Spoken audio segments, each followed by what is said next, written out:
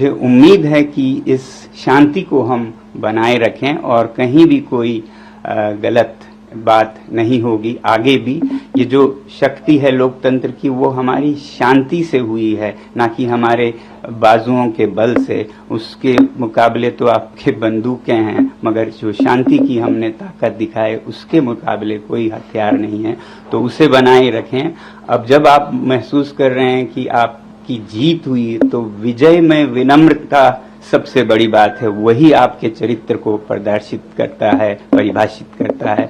तो अब जब इस आंदोलन को जरूरत पड़े और कुछ आगे लेना हो या फिर अभी रोकना हो, जो भी करें बहुत ही शांति से करें।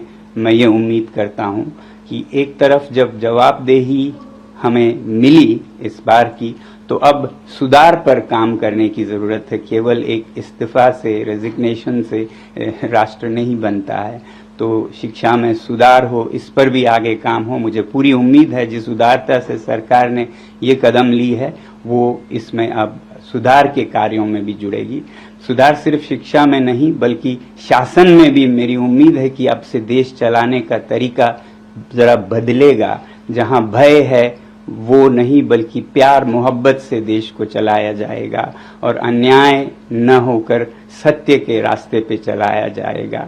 और वैसे ही जहां कहीं भी जिस रूप में भी भ्रष्टाचार है उसे हटाया जाएगा और सच्चाई के रास्ते पे एक भारत देश के लिए और विदेशों के लिए भी एक उदाहरण बनेगा, सच में विश्व गुरु बनेगा। ऐसी मेरी आशा है कि ये एक नया भारत की शुरुआत होगी। मैं उम्मीद करता हूं सरकार से कि इस बदलाव के साथ ही बहुत से और बदलाव भी लाएंगे शासन चलाने के तरीकों में भी।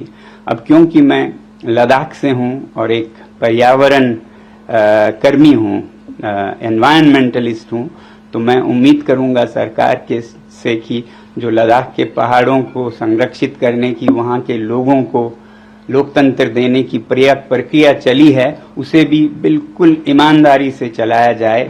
उसे कमजोर करने की कुछ कोशिशें हो रही हैं, वो सब छोड़कर जनता के साथ प्यार मोहब्बत से मिलकर हम सीमाओं को सुदृढ़ और शांत बनाएं, विकास के रास्ते पे लें।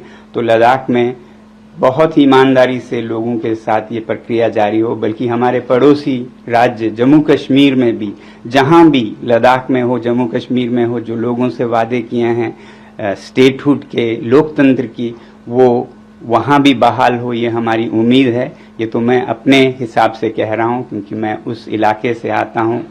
तो बाकी देश में शिक्षा में खासकर सुधार हो, बदलाव हो। किसी भी बच्चे को, किसी भी अभिभावक को जो इन बच्चों को गुजरना पड़ा उसमें न गुजरना पड़े। मैं आभारी हूं पूरे देश का और युवा पीढ़ी का और सरकार का भी बहुत बहुत धन्यवाद। एबीपी आनंद एगिए थाके, एगिए राखे।